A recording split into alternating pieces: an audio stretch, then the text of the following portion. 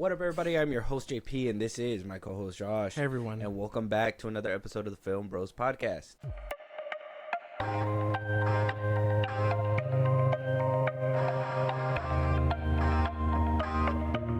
So, Josh, I've been under the weather.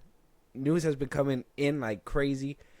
I'm going to do my best to power through this episode. Okay. But for the most part, we're going to be touching up on some old stuff. We're going to be touching up on some new stuff. And I was going to make a joke, but we're not going to go there. We're not going there. We're just going to keep moving forward. Yeah, we're keeping it in a box. But what I thought was a joke, but turned out not to be a joke.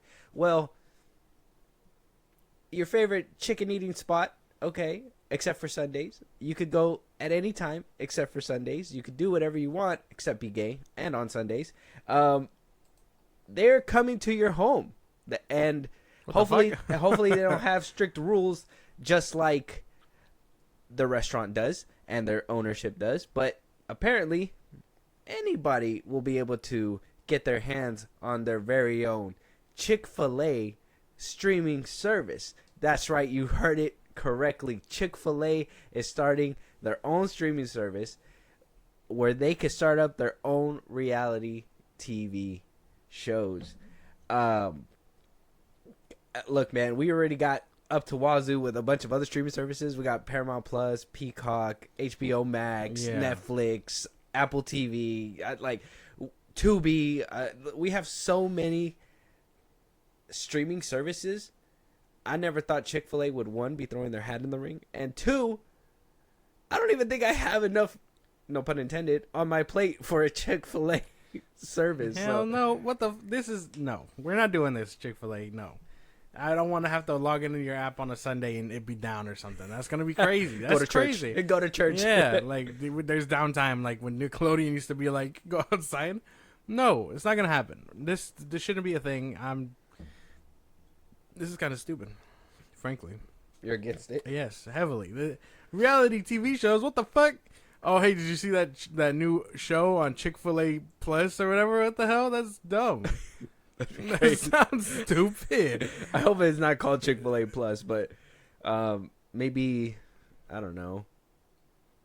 They gotta come up with a different name. Yeah. Chicken Tube, Chick Tube. I don't know. Something catchy. Yeah. It gotta be something catchy. It got to be better than Peacock. Okay, that's one name that you're just like, yeah. And Max, got to be better than those two. It's not gonna happen. Apple TV Plus. It's not all just TV, man. There's movies in there too.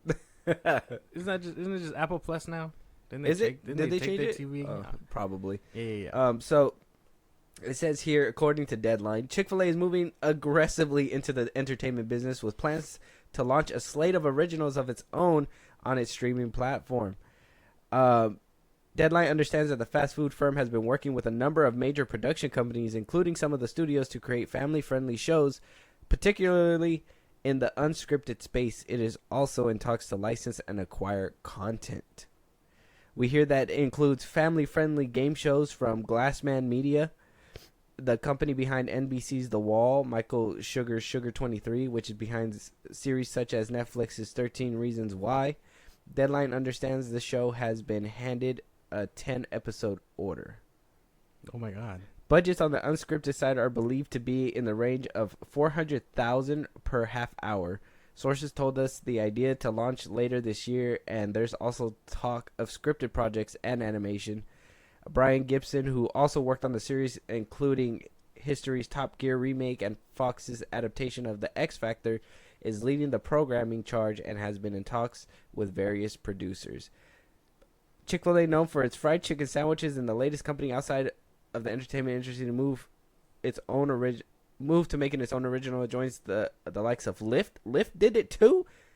Produced some shows as Lucky Lyft, a game show hosted by Bob the Drag Queen, and Airbnb.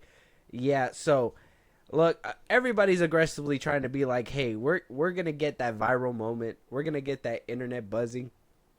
What more than an internet buzzer than something to happen in a reality TV show and to be like streaming now exclusively on Chick-fil-A Plus? Yeah, like what the fuck? This is so dumb. I stick to making your chicken. Stick to being a problem for the gays and making your chicken. They're like, every Sunday we've been cooking this up. Yeah, this is insane. Like, this is what we're doing instead of making you guys chicken. Like, this is dumb. This is ridiculous. This doesn't need to be a thing. We're cooking up real entertainment now. This is so dumb, dude. This doesn't need to be a thing. There's no way that I'm gonna be picking between Paramount Plus, Chick-Fil-A Plus, and your fucking Peacock. It's not gonna happen.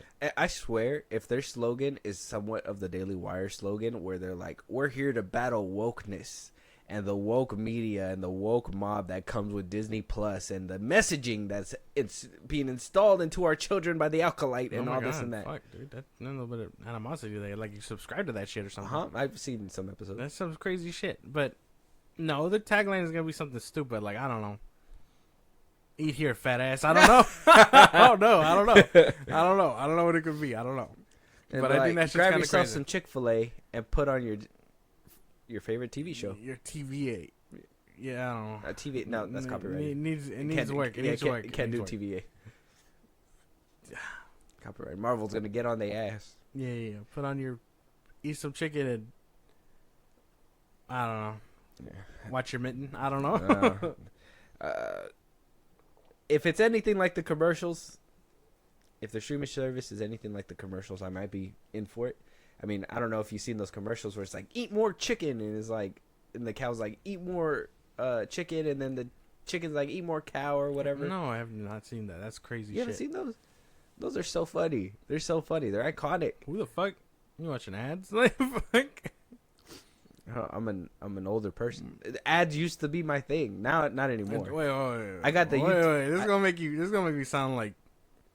This is gonna show my age and your age, obviously, but like, Chick-Fil-A is like relatively new, right? I would think so, because when I was younger, I didn't have Chick-Fil-A. I didn't even know about Chick-Fil-A until maybe like 2016, 2017. Yeah, that shit's like relatively new. Like, I know I'm getting old, but holy damn, I remember that shit was not a big deal. That one and Dutch Bros and stuff, those are all like relatively new places. Oh, in 1967, they started. Oh, but it was in Atlanta. No wonder. No. It was made in Atlanta, so it didn't come to Bakersfield or, California, the coast, and all that stuff. It was just an Atlanta thing. Yeah, until no recently. wonder they're closed on Sundays. You my Chick-fil-A. That's funny. Closed on Sundays. Kanye West, always hitting, bro. I'm just kidding. But yeah, so let us know what you guys think.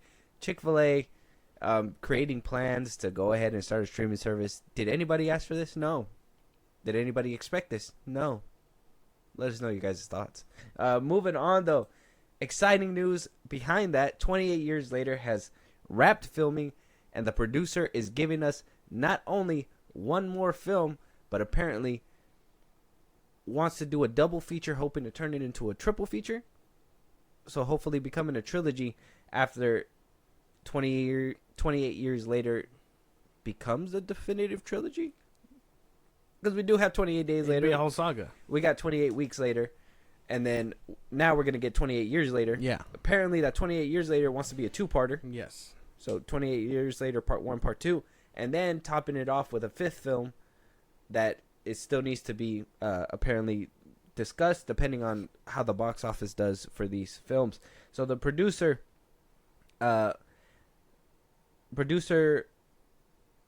McDonald reveals to THR that 28 years later has just wrapped filming. According to the producer, work on 28 years later part 2 is also set to get underway immediately. The planned fifth film in the franchise, however, seems less concrete at this stage. And the quote says here, coming from McDonald, a producer on 28 years later, saying, "We're making hopefully 3 more 28 films. The first one called 28 Years Later that Alex has written and Danny has directed and has finished shooting. Then we're just about to start tomorrow morning, actually, part 2. And then we hope that there's going to be a third part and it's a trilogy." So it's not a trilogy. They're getting underway for a second one. So depending on how these two movies go, it will be a trilogy. It's not a trilogy if you're breaking your story up into 2, man. You don't break a story apart and be like, "Oh yeah, this is 1, 2, and now we're making a 3." That's just 2 movies. Infinity War and Endgame? That one. That was a little different. No, it's not the same story. It's not the same story being broken up. The bad guys won. Across the Spider-Verse, Beyond the Spider-Verse? Across and Beyond would be one movie, yeah. That one they did say they had to break it into two. Okay. But Avengers and Infinity War and Endgame, those are two different movies. The story ended. The story ended when Thanos won. Now they're just going back for vengeance and to save their people. So, two different movies. Okay. So, different scenarios. Okay. But if you're like 28 days later, it's like, oh no, fucking, they're dead or whatever. And it's then, like a cliffhanger ending. Yeah. And then it goes into the like next Fast one. X. Yeah. See, so it's not It's not Fast X and then Fast 11. It's Fast X Part 1 and then Fast X Part 2. That's Fast 11. And then it'd be Fast 11. Apparently, it's Fast 11. Yeah, well, yeah, they changed along the way. They changed along the way. Everything. Vin Diesel was like, "We can't do this no more. Like, we got to go back to basics." So so same thing with like, let's say Breaking Dawn Part 1 and Part 2. Yeah, Deathly Hallows Part 1 and Part 2. I don't remember that one all too well, but I do remember Twilight. That one ended with her dying. Deathly Hallows. They had to break that one into two. Well, yeah, because it was a big book. Yeah, see, it's him trying to get the wand. By the end of the first Deathly Hallows, he gets the wand. They're left on the beach, and then by the second one, they're trying to rescue Hogwarts and get rid of Voldemort. But yeah, no, they had to break that book apart for it to be two movies. Yeah, but if you could do it in one movie, if you could do it in one movie, you would. Like Avatar: Way of Water. You could. What's that? Wait. What the fuck was that? What a random ass dig at a piece of cinema. What that the shit fuck was that? like 3 hours long. The So? Batman, 3 hours long. Zack Yeah. Snyder's Justice League, 4 hours long. Still one movie though. Yeah, but it could have totally been sliced down the middle. No. At one point, that was the plan. Remember, it was supposed to be Justice League Part 1 and Justice League Yeah, Part 2. but then it's one movie though. But that's what I mean. It's either you got something full or you got something in half. Look, man, people barely are accustomed to 2-hour movies. If you put a 4-hour movie in front of somebody, that is like a morphed abomination. Like 3 hours is pushing the limit. But this is what I'm saying though. Okay, so just to kind of keep it on track though. So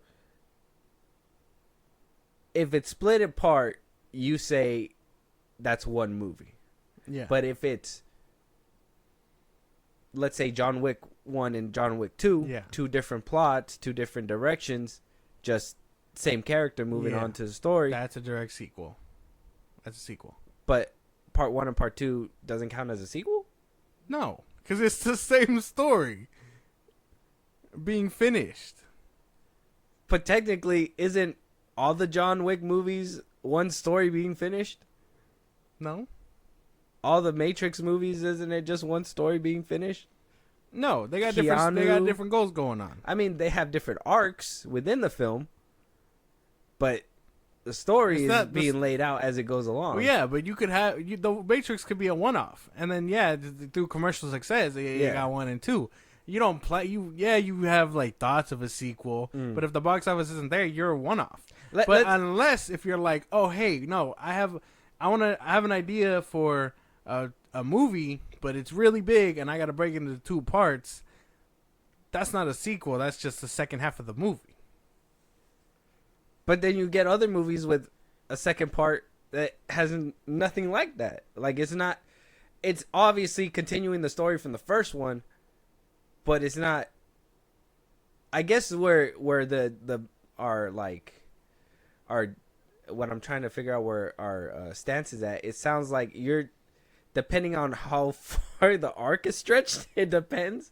So like if the arc is close enough to the first movie, you can kind of be like, oh, that's Part 1 and Part 2. But if the arc is far, as i.e. laying down story one by one, John Wick 1, 2, 3, whatever, that's different. But if you have a movie that is going to not only talk about this arc, but also touch up on it in this one, but what if they do that like how they did with Rebel Moon? Rebel Moon is all one story? Yeah.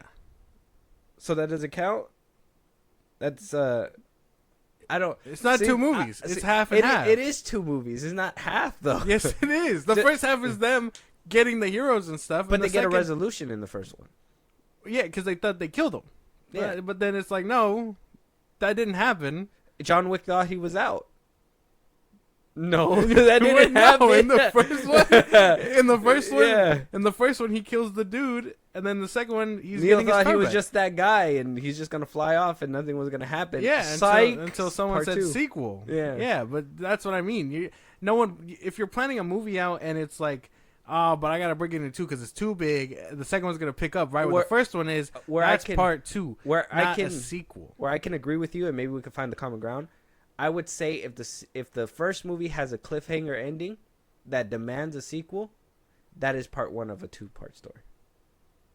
And I'm not saying like these fucking, oh, make sure you have a pocket for a sequel, like don't kill your character. You know what I mean? Like how producers go nowadays. I mean more like how Across the Spider-Verse was. Like it was this build up, boom, boom, boom, boom, boom, like a fucking TV finale ending, like cut off. You know what I mean? Yeah. Same thing with Matrix Reloaded. You know, boom, it's this big ending. You know something big is supposed to happen in the next one. Cliffhanger endings. Breaking Dawn Part 1, where, you know, what happens at the end of that one? She dies. Oh, yeah, she dies, but you know she's supposed to come back for the sequel. Yeah. Boom, that's another thing. I don't know. Maybe we could agree there, depending on cliffhanger endings or not. Yeah, because the first one has to wrap up nicely. I mean, The Matrix wrapped up nicely. Yeah. Spider-Man 1 wraps up nicely. Yeah, with the swinging at the very end. Yeah. But like, then you get movies like Across the Spider-Verse, where it's like, oh, he's in another dimension, and we're gonna pick up where we left off. Yet. Yeah. Like that one is like part 2 to that, so technically it's duology. You know what I mean? Okay. I guess we can agree there then. So maybe on cliffhanger endings. Yes. We can agree. That's there. what I'm saying. Okay. See, all right. But that's what I mean. But back to 28 days later, if he's like, no, we're doing 1 and then we're going to do part 2 and then hopefully we get a third one. Like, no, it's one movie. So you're saying he's doing one movie with a third installment or second installment.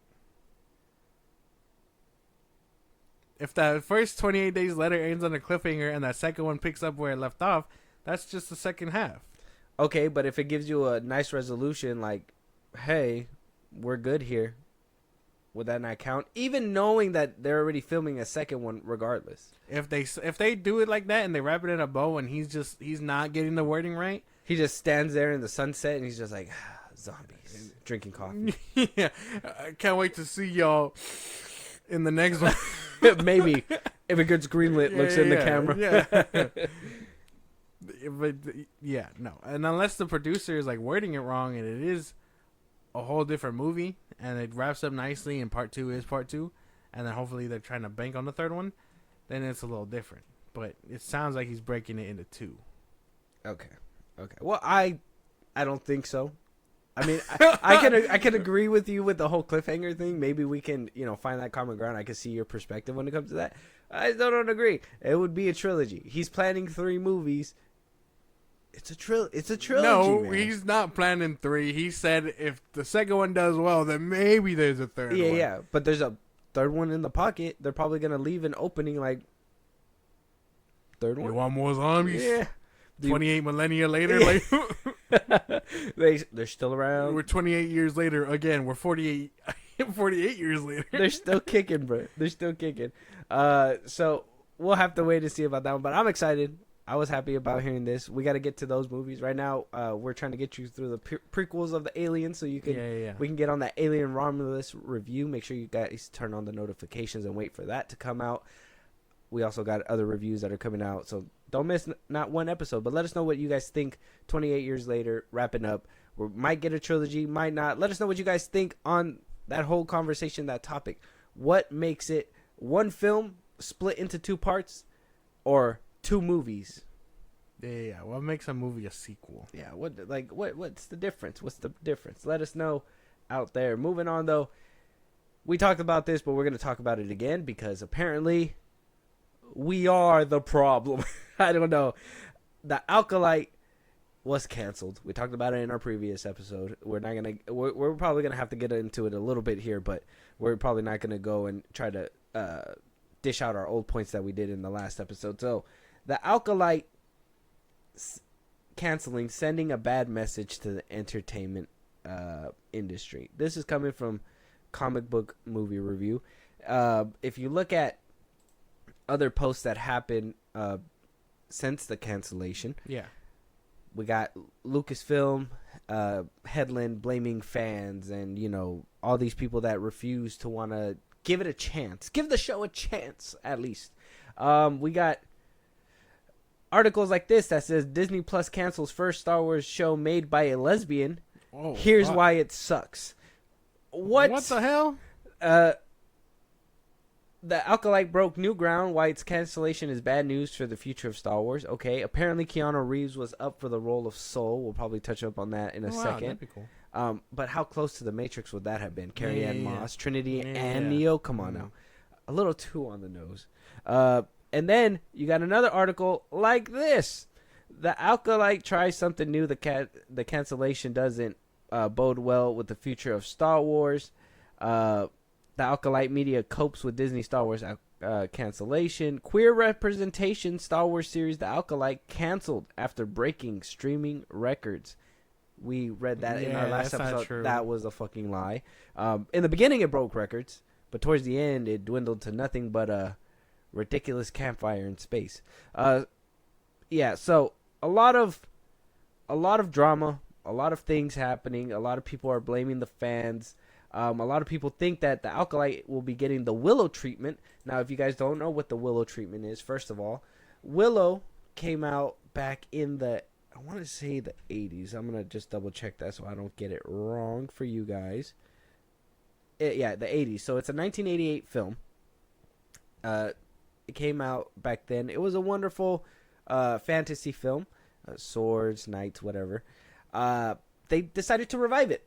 They brought it to Disney Plus back in 2022. It was a Willow TV series, and that shit was devoured by fans. Apparently, it was basically like the Acolyte. It changed up. It basically turned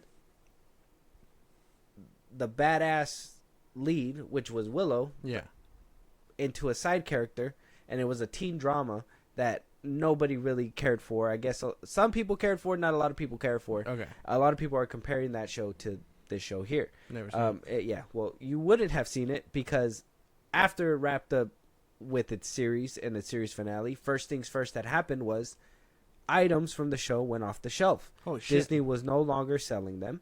Fuck. Right after that, it vanished from Disney Plus. The series vanished from Disney Plus, and nobody could see it.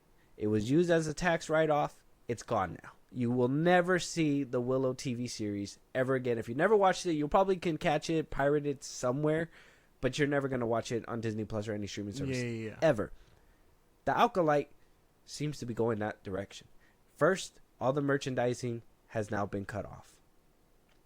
You cannot buy any Acolyte merch. Damn. It's all gone. Yeah. So a lot of people think the next thing that's going to happen and what's going to follow suit is the Acolyte cancellation. Now, positives and negatives here. With the cancellation, some people are like, thank goodness Disney Plus is going to remove it from the server. We're never going to see it again, blah, blah, blah, blah, blah. They're still coming out with comics. They announced that in San Diego. I think they have a Kumir comic coming out. They have one about Carrie-Anne Moss's character and the green person's character, which must be nice to sleep with the writer, but you get your own comic spin-off and everything. That's a little unfair. She was established in the books and stuff before the show. But the actress herself. Oh, she's the face of it? Yeah. Oh, well, I didn't know that, but that character did exist beforehand. Yeah, but basically, we got all that. Josh, I know it's a lot to chew. It's a handful. I don't really start wherever you want to start. I don't believe it. I don't believe in that. I don't see it being like anything like that, because Disney Star Wars, at least, they will cancel. They won't greenlight anything, but they aren't cowards. I'm a firm believer that when they step in shit, they just they stay there. Willow was Lucasfilm. Was it really? Mm-hmm. Holy fuck! Well, there goes that. No, sorry, I just wanted to stop you before I didn't know that. Long rant. I didn't know that. I didn't know that. But I'm damn, that's crazy. But I'm assuming that Star Wars is big enough that it can sustain, and it'll always be a reminder of we should never attempt this kind of thing again. Well, a lot of people are thinking, like I told you before, this is like a Kathleen Kennedy type shit because Willow was greenlit by her. This Acolyte show was greenlit by her. Indiana Jones, that last movie that nobody watched, but I did, was greenlit by her. Dave Filoni, they were saying Dave Filoni probably canceled this. You seen this? You've been seeing this? People have been turning on him. People are turning on him because now he's the one being hung out to dry when he got that creative position, which seems like a setup now, in my opinion, because it was like, we seen the show, but Dave Filoni greenlit it, you know? So it's like, I think it was more of a, will they give the same backlash and criticism to him like they did to Kathleen Kennedy now that they know that he's the creative head? And, I mean, it's basically what it is. So you can't say it's just women. He's getting the same kind of hate, too. I already told you some of the writing that he's been put in charge of in some of the shows. Probably he should not be a writer. Maybe he should direct. Maybe he can do certain callbacks, continuity master, whatever the fuck. But there's some things that you're limited to. I think a lot of people are starting to see that Lucasfilm is starting to crumble. Yeah. Maybe. And if one woman's doing this, if it really is one woman, god damn. What? She's like the Boba Fett of that studio. Oh my god. Apparently George Lucas is left-hand woman. He gave it to her too, yeah. I don't think it's getting deleted. I think it'll stay there. I mean, everyone's saying for years that Disney's gonna retcon the sequels and this and that, and as much as they want it smeared and gone, I don't think that's gonna happen. If it does get deleted, you're gonna have to put a clip of your voice saying that, and the picture of the Disney Plus. Yeah, basically. So we'll be waiting for that one to come in. But I wanted to go through this comic book review article because they say some points that I personally don't think is correct, but I think we could discuss it and we can find out whether or not if we as fans are on the same page as these people who are said fans of Star Wars and whatnot. First things first is people object to POC, LGBTQ, and female stories in big franchises.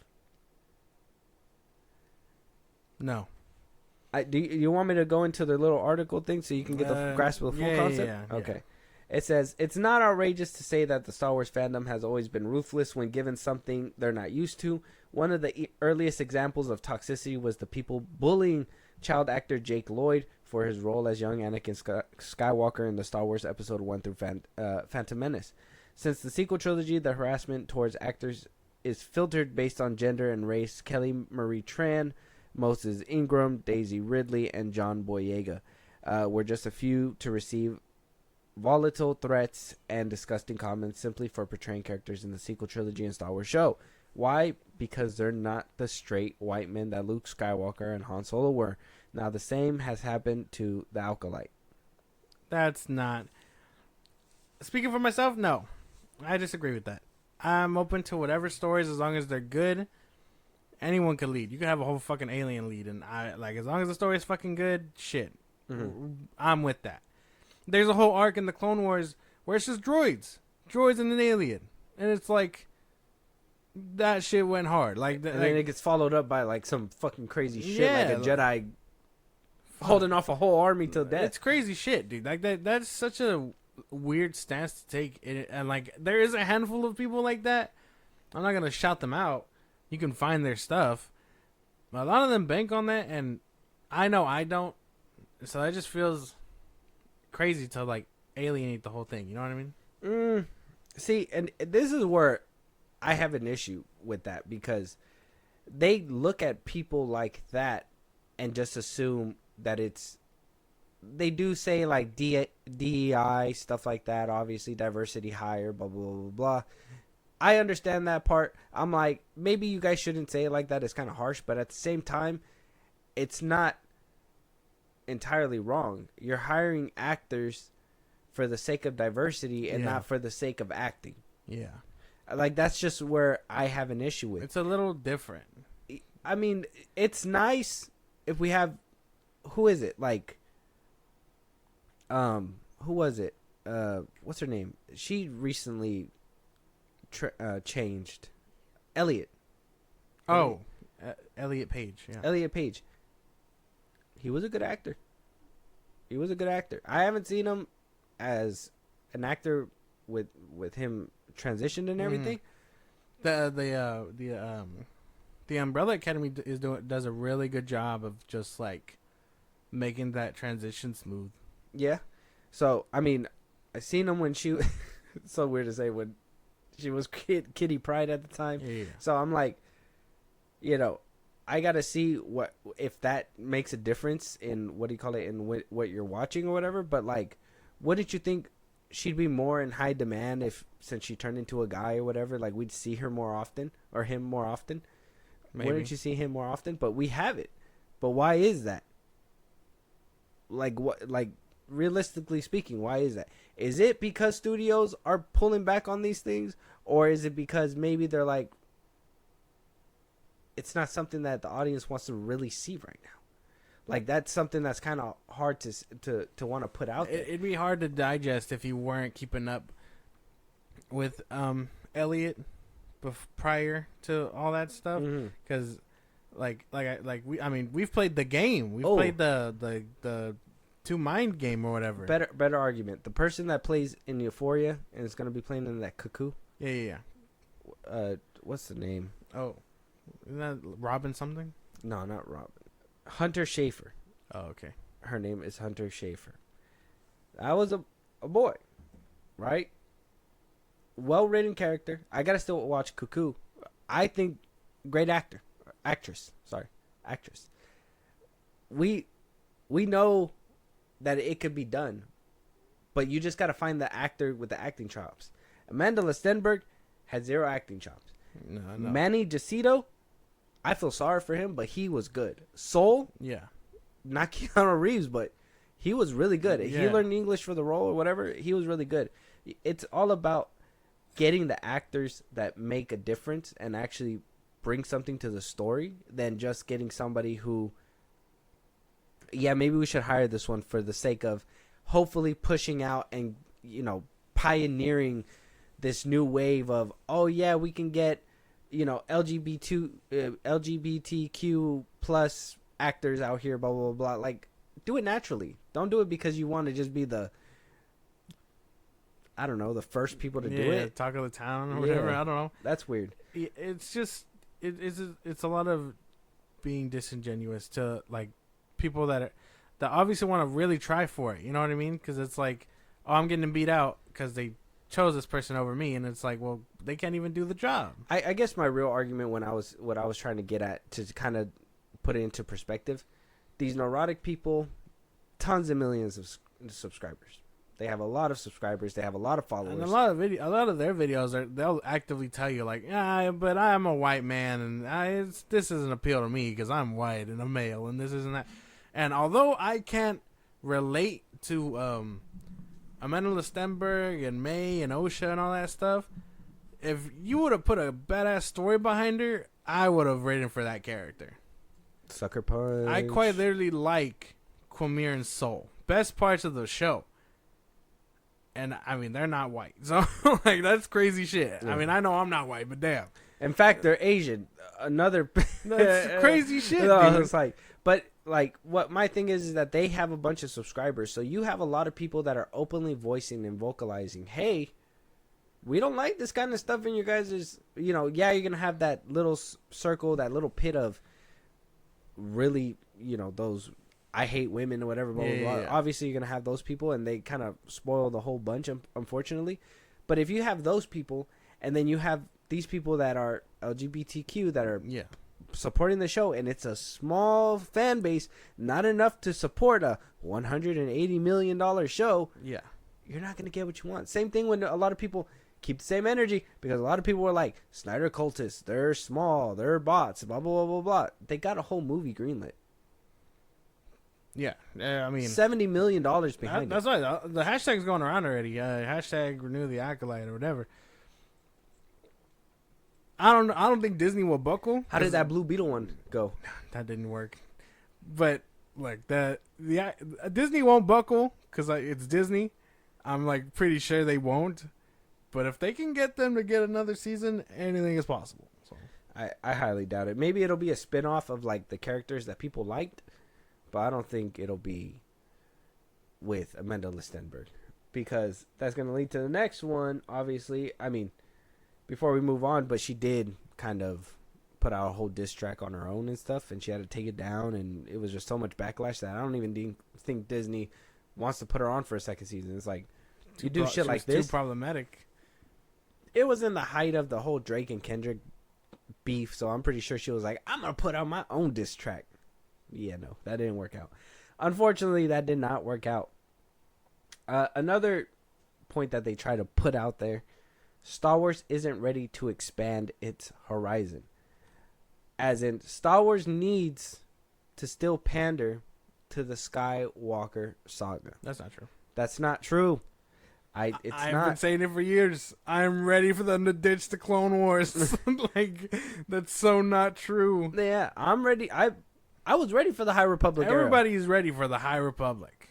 But we want badass lightsaber fights. We want good acting. We want fucking crazy drama that kind of shows in not a forcing way, because let's be honest, the Acolyte tried to put your face in the Jedi and be like, they're bad people. They're bad people. Yeah. But everything they did was justifiable. She turned into a scary monster. He stabbed her. Yes. He was kind of dumb. Maybe he could have just grabbed both girls with the Force or whatever. But it's like, that's bad writing. He clearly wanted one of them more than the other. So, of course, he was going to let her die.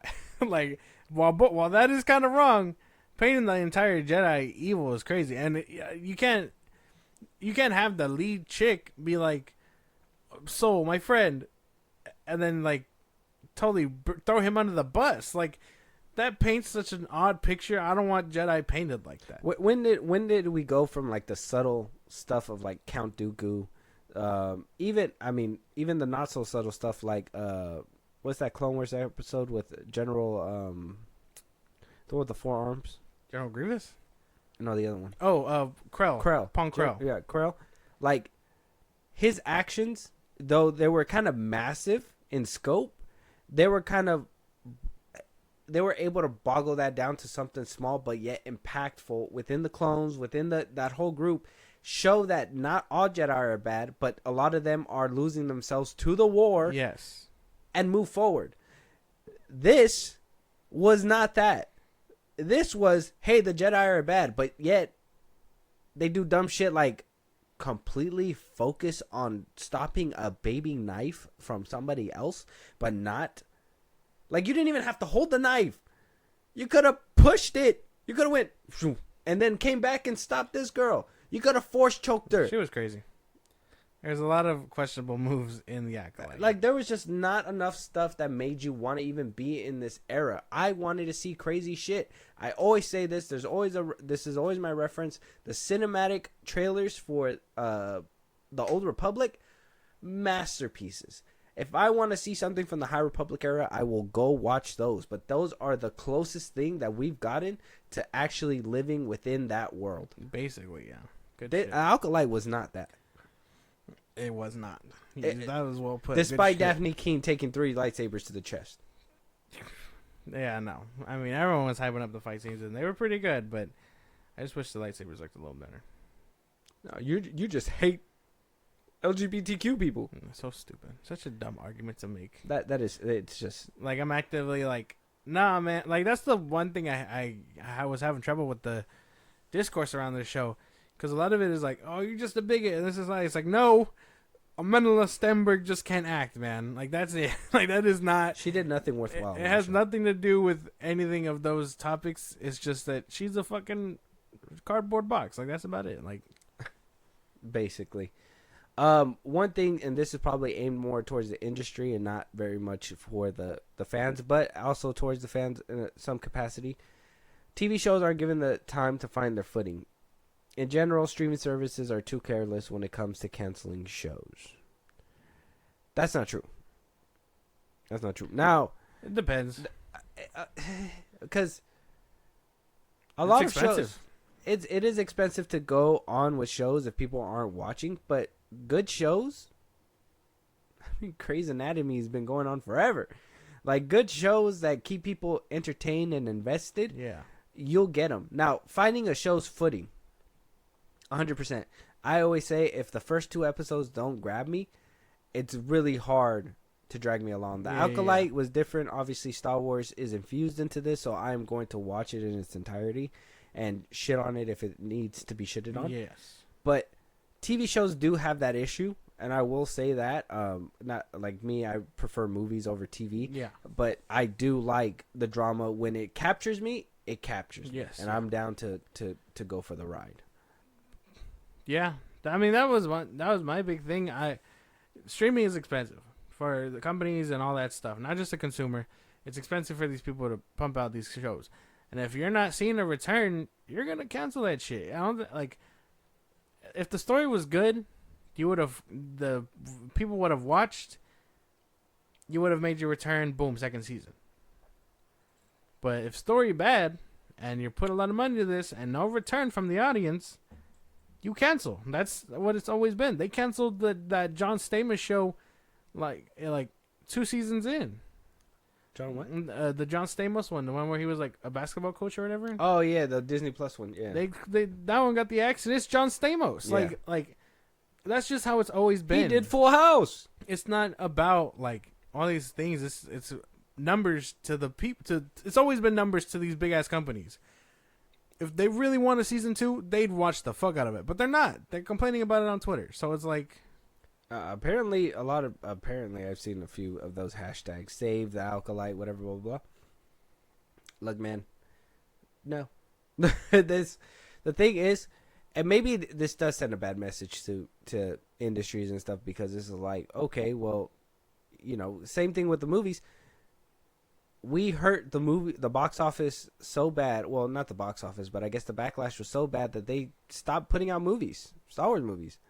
So what if the backlash gets so bad that they're just like, no movies, no film now, or no movies, no TV shows for now, for another 5 years or whatever. Disney has the ability to do that, but it's like, I think articles like this give the wrong lesson, because this isn't what TV shows finding their footing isn't the issue. We already know that that's a problem already. But everybody knows the cure for the footing problem is winning. Like, make these people fall in love with the character, and you'll follow it along. You're not gonna just if you from the like Mandalorian, from the jump, you were interested in fucking Din Djarin. You were like, what the fuck? Why is he always wearing the helmet? Why is this whatever, blah, blah, blah. Like, you wanted to know. I don't care why OSHA's in the middle of space. Why do I care? Why do I care that she was raised by space witches? Why do I care that that her twin sister's off killing people because she thinks her other sister's dead? If anything, this was bad communication. As soon as she survived, she should have went looking for her sister. She should have went straight. She was like, you know what? The Jedi took him. My first thing, I'm going to try to get to the Jedi temple and find her. Yeah? No, she went her whole life and was like, actually, Jedi temple? No. Kill the Jedi? Yes. And she went to do that very easily.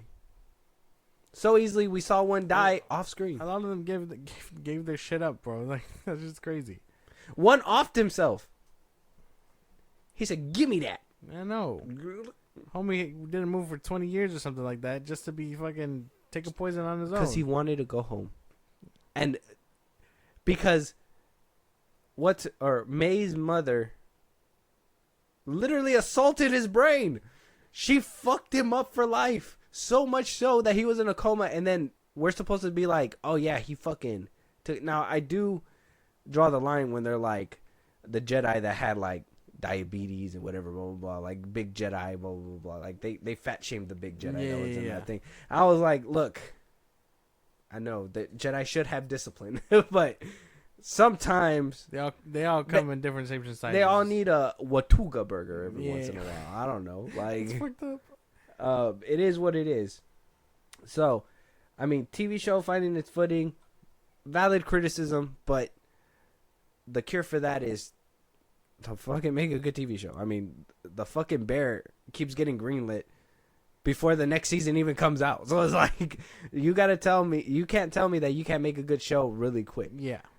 Basically, like, you yeah. can make a good show really quick. Now, to add lightsabers and everything to the mix, I understand that's probably different, but that shouldn't have been an issue when it came down to a Star Wars led film or led TV show.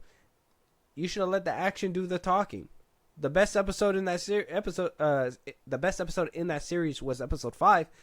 Less talking, more action. Didn't allow the stupidity in, but yeah, I mean, you got that cool, decent fight scene. Expanding the horizons, I don't find that to be valid. I think you don't as well, right? No. Like, no, we want new shit. Yes. We want to see something different, but we don't want to see the Empire recycled again. Basically. First Order. And look, man, the cure for POC, LGBTQ castings, female leads, whatever, you make a good story, man. That's all you do. Same thing with the TV show finding its footing. Like, you just make a good story. I can tell you a bunch of good stories that are female led. Rogue One, you got, like I said, Sucker Punch, Wanted, Maleficent. Like, you have all these good woman led films, yeah, with good characters, that there's no excuse for this shit. And you shouldn't be like, nobody wants to see a woman led film. Bitch, what? I'd love to, as long as it's well written and they're not just used for fucking sex appeal and shit. Yeah, no, that sums it up, man. That's a perfect way to put it. There's not much else to contribute because we're all going in circles beating up this show when it's already dead. Stop it, it's already dead. If Zombieland taught me one thing is you double tap. Okay. You just make sure that it stays dead. Because I don't want one day I wake up, I'm scrolling through the fucking feed, Acolyte season 2 picked up by Max. Huh? Like, that'd be crazy. Yeah, no, that'd be weird. It's like, it's not canon to the actual story. That's fucked up. They're like, we want to see the continuation of May and Osha, though. That'd be insane. Let us know, though. Do you guys agree with this article? Do you guys agree with the cancellation of the Acolyte? Do you think that we should stop bullying and spread more love? Yeah. Or do you think that they should just get their shit together and make a better show? Let us know what you guys think. Give us your guys' thoughts. Moving on, though, J.J. Abrams looking to swarm again and rob Warner Brothers blind. Apparently, J.J. Abrams and his production company, Bad Robot, are in negotiations to extend their film and TV deal that they made about, I want to say, 3 years ago. So back in, or 2 years ago, back in 2022, WB gave J.J. Abrams $250 million upfront and a 5-year contract to produce TV shows and films and, all under his Bad Robots production banner. Mm-hmm. Now, in these past couple years, we haven't seen shit. Now, a lot of people were like, man, J.J. Abrams is a fucking swindler. Yeah. He's robbing them blind. Why are they even negotiating something else with him? Well, J.J. Abrams isn't the sucker. Maybe he is. Who knows? I really don't see the downside on his part. He's getting paid to not work. That's just basically where I see it. So he's getting paid to not work. Now, the downside to that, he's not getting a show out. He's not getting his name out. His Bad Robot production company isn't out there as often. No. But does he care? Probably not, because he's still getting paid to do nothing. So, I mean, there's really not... I don't see the flaws on his end, but WB, we're about to read their flaws right now. So, the pending multi-year extension comes more than 2 years after Bad Robot's current massive 5-year pact experienced serious turbulence at the half point following the April 2022 close of the Warner Brothers Discovery merger, when it was among a number of big-ticket items scrutinized by the new regime. At the time, HBO pulled the plug on Abrams' sci-fi drama Demi Mode, before production was slated to start on the ambitious and expensive series. The rough post-merger period included a handful of other green-lighted Bad Robot series not going forward at Warner Brothers Discovery streamer Max, including the Shining offshoot series Overlook and the animated Batman Caped Crusader.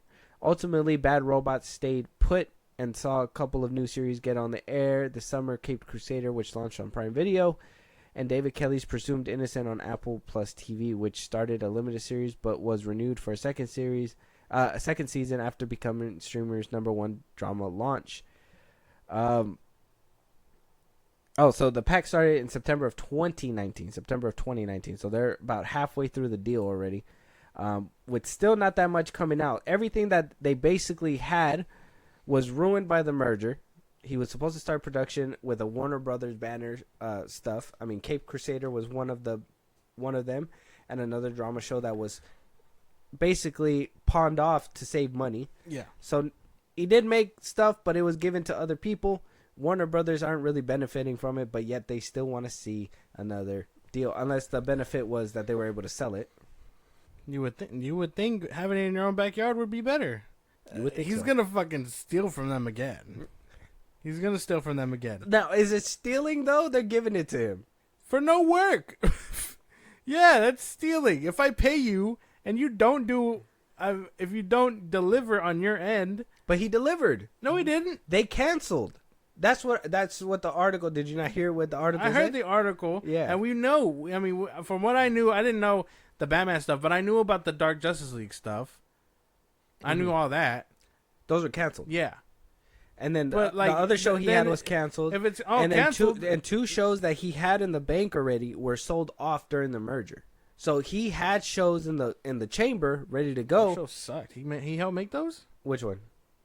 Cape Crusader? The Cape Crusader. Cape Crusader. That show sucked. And the Apple TV one. That show sucked. I haven't seen the Apple TV one. Presumed Innocent. Oh, that's the one with Jake Gyllenhaal. I probably want to see that one. That was for WB. That's funny. Yeah, but they sold it during the merger. Okay. So, he 2 shows out of the 5 years he was with them. Two shows in 3 years. If it's halfway, 2019, 2020, 2021, That 22. That Batman one just fucking. I don't know, man. I don't know. I don't think so. I think he probably stole from him. I don't know. I don't see it as stealing. They gave it to him and they canceled it. Like that's the thing is that it's like now I would say yeah they stole because he probably stole if they were like this is disgusting and we don't want to make it. But the reason why they didn't want to make it, as said in the article, was because things were just too expensive. And at the time with the merger, they're broke. They're broke. They're broke.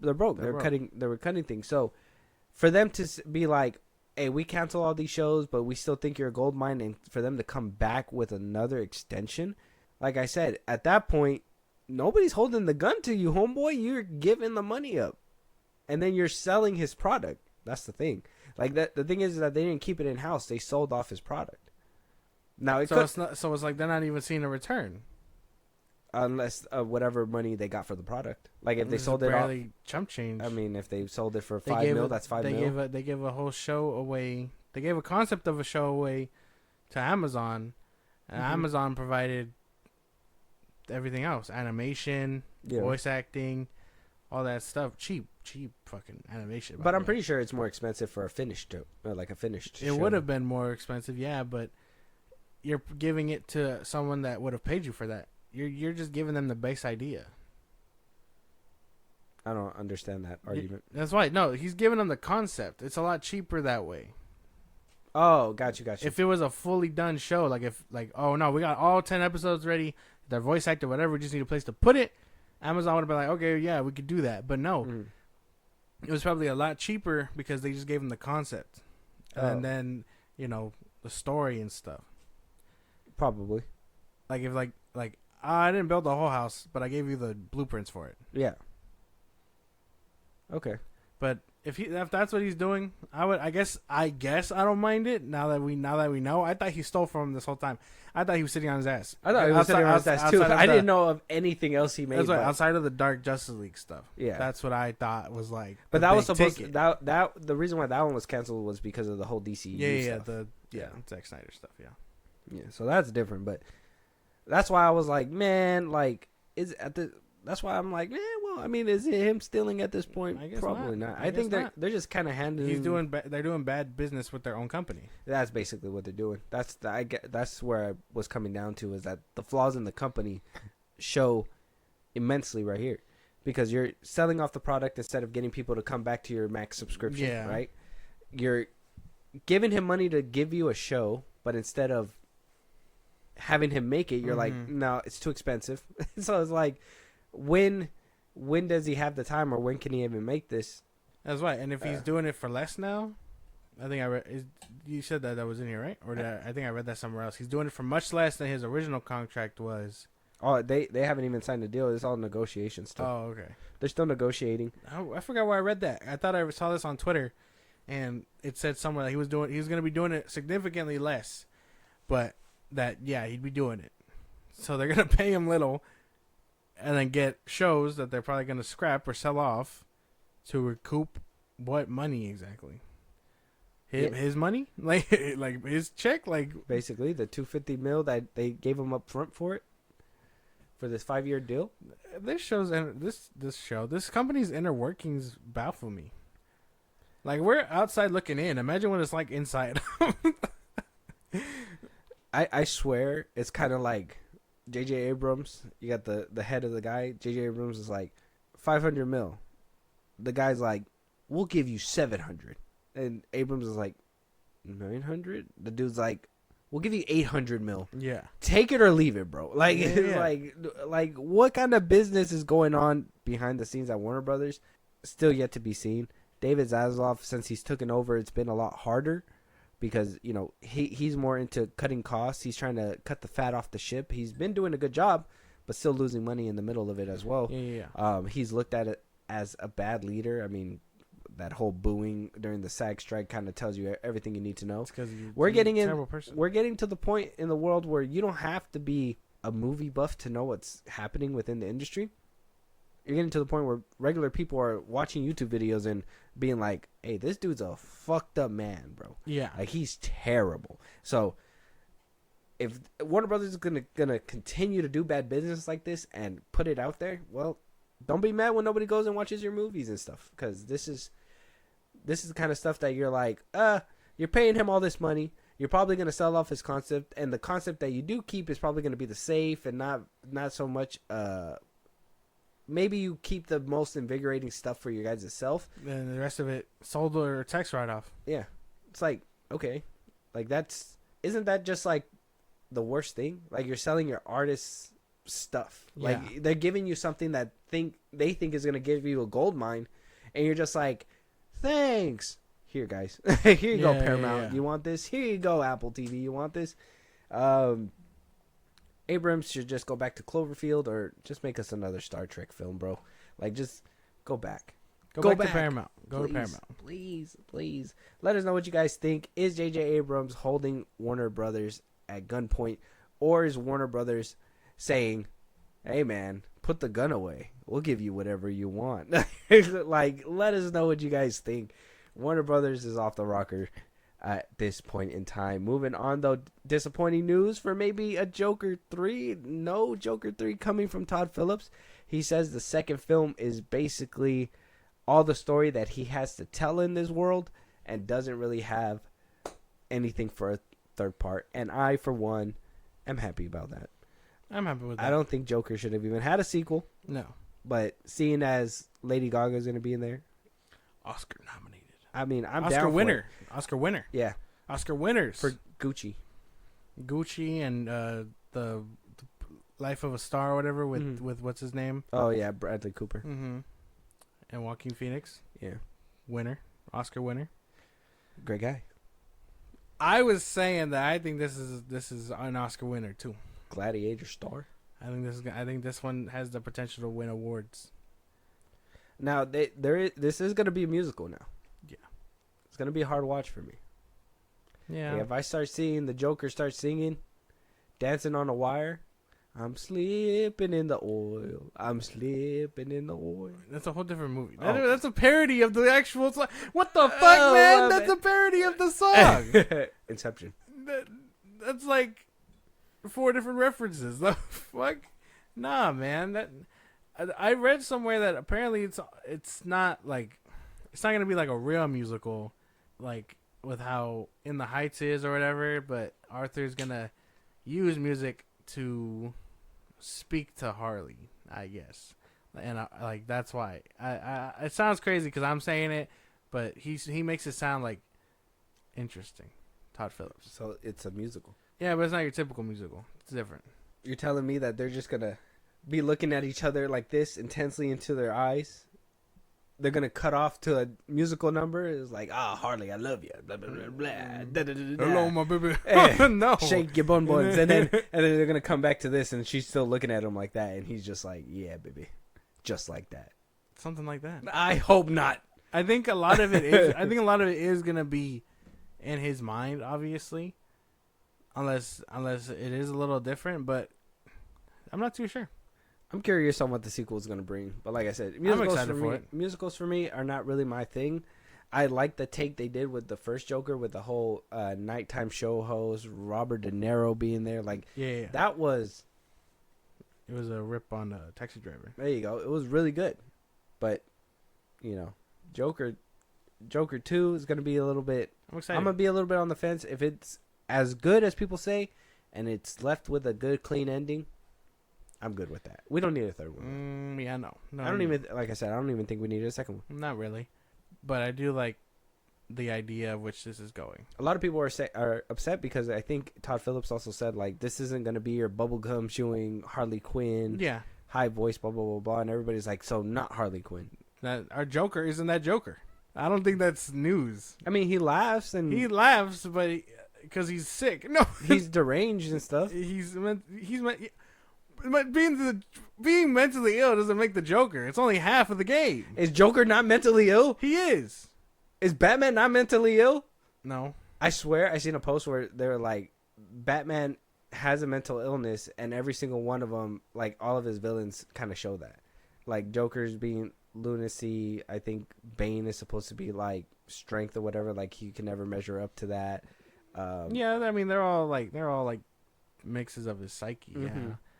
I mean, Spider-Man and Green Goblin, Spider-Man and Venom, like red and green. Yeah, it red means stop, green means go. That's just the counterpoint. But this Joker isn't like our Joker. I mean, Sandman. I hate sand in my boots. Isn't like DC or comics Joker. So I don't think the first one, yeah. Like I said, No. all they needed was Batman coming out and punching him in the face. Our Joker doesn't do half the shit that he does. No.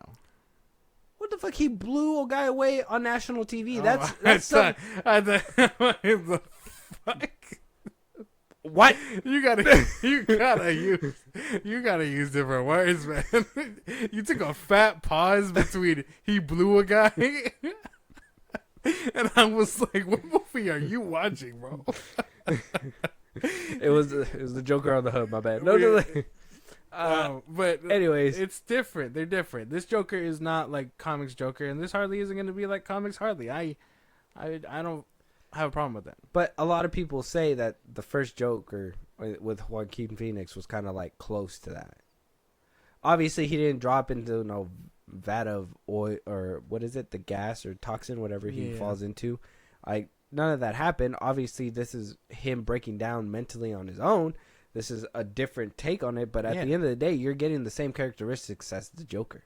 Crazy, laughs a lot, fucking the makeup on the face, the red. I mean, it was a big deal when they revealed his Joker face. Everybody was like, oh, this is going to cook so hard, or some people were like, what the fuck, this looks too clownish, whatever. Like, that, people had issues with that, but nobody had an issue with him acting like the Joker. Harley Quinn acting like somebody else that's not Harley Quinn is where people are going to have an issue. I won't have an issue. I think it's just a different take. It's different. I don't think it's anything negative. Like, just imagine two middle-aged people losing their minds and falling in love with each other. Yeah, man. They're like lonely and shit because they're crazy. They're like, damn, your crazy matches my crazy, and then they took it literally. Yeah. Oh wow. Like fuck yeah. Gaga, I'm excited for though. So. Yeah, no, I didn't see her in the Born a Star or whatever that one was. You seen her in House of Gucci? No. You should watch House of Gucci. That one won a lot of awards. I think Jared Leto got an award. Born to Be a for that Star, one. I think, is kind of like a musical too, so I wasn't really like fucking with it too Yeah, much. but- But I like Bradley Cooper. Bradley Cooper, plays a guitarist or whatever. Mhm. And I think, was it Jennifer Lawrence is in that one too, right? I can't remember. I don't think so. Probably not. But House of Gucci, she was really good in. Okay, I liked her. And then Adam Driver's in that one too. gotta watch that one. That one's good. I have it here. But let us know what you guys think. Joker 3 possibly not happening with Todd Phillips to helm it. I mean, if Warner Brothers really wants it, It'll happen. I mean, unless Probably not with him. Yeah. Probably not with Todd Phillips. But then what if you lose Joaquin the Phoenix flair. is like, no, I don't want to do it without Todd. That's valid. That's valid.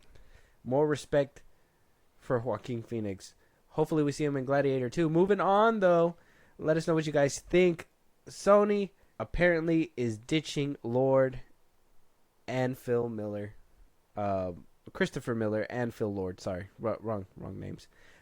Phil Lord and Christopher Miller. Apparently they're going to be ditching them after this whole dispute about budgets, Marvel properties, yada yada, etc., etc. So not only is Warner Brothers running around with their ass on fire, but Sony is too. Now, if you don't know who Christopher Miller and Phil Lord is, they are the creators of Across the Spider-Verse, Yeah. Into the Spider-Verse.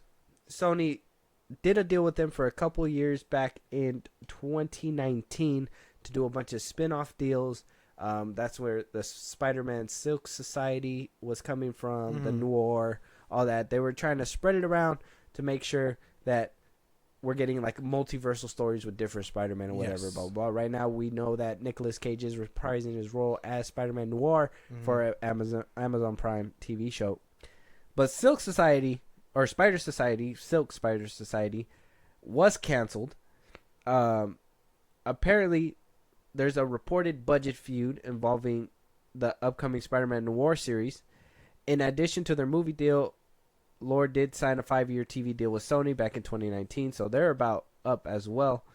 It says here, according to Puck News, Sony is not going to renew their TV deal, which expires this year. Phil Lord and Chris Miller also happen to be the writers and producers behind Sony's billion-dollar Spider-Verse franchise.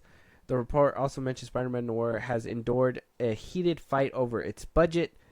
Now, the article doesn't specifically state the budget feud is between Sony and Lord or Miller, who are listed as executive producers. Sony probably wants a lesser budget is the guess. The creators involved with Spider-Man Noir want a better, higher budget. Sony probably also doesn't want to go over budget. So, I mean, you can't get a live-action Spider-Man Noir series and cheap out on that shit, bro. Like, that's just not... Yeah, no. That's not what you're going to do. You can't do that. Yeah, no. I mean, Homelander. The Boys already looks like cheap when it comes to actual superpowers. You can't cheap out on this kind of shit, bro. That's just plain and simple. If they're cutting ties with them, they lost. I think they're fumbling. I think they fumbled hard. It sounded like with Craven that they were thinking of going a new direction movie-wise, and the Spider-Man showrunner dudes were going to be holding it for the smaller screen. But if you're losing out on these two people, you're losing the what is it, the war on the battlefield versus in the air, which is where the movies are, for catching my analogy. It's a little stupid to just really be like, ah, man, cheap Spider-Man. No, you're not. No, it's not gonna work. You would think that they would want to go a little bit more out for their Spider-Man, right? Basically, Something that's yeah. going to bring them to the Spider-Verse, something that's going to show them, oh, this is Spider-Man Noir. Where else can we see them? Across the Spider-Verse. Into the Spider-Verse teases them at the end. Now you're going to want to go to the movie theaters to watch them and Beyond the Spider-Verse. Yeah. So it's like, why wouldn't you want to put this money behind it? I mean, Silk, the Spider Society, that one was going through that whole SAG strike thing, and they were about to get fined because the writer's room, blah, blah, blah, blah. So it's like, why is Sony creating all these hurdles instead of just same thing with Warner Brothers? And if you think about it, they both signed this 5-year contract with each other. WB did with J.J. Abrams 5 years, so that contract's coming to an end this year. So it's Chris Miller and Phil Lords. There's over there with Sony. Sony was able to produce some crazy bangers with them the past few years, but you can't say the same happened with WB and J.J. Abrams over there. But if this is the end of their run, I mean, I don't like James Gunn, but it sounds like he should probably just swoop them up and make some banger animated DC movies. Something. Put some quality in your fucking shows. Probably, yeah, right? Like, imagine if they're in charge of, like, the Max DC show division, and they're just able to piece it all together. That'd be crazy. Yeah, but that's not gonna happen. Or them being swooped up by someone else sounds realistic. Sony fumbling the bag is that's a common occurrence. So WB and Sony fumbling the bag is something that always happens. Yeah, no. There's never not one time where I'm like, Sony can't drop the ball, and then they don't drop the ball. And Sony will never let go of those Spider-Man rights. Like, they're going to drop the ball on every other occasion, and they're just going to be like, we're not selling. We're not selling this guy. They rather make dud movies than sell them off.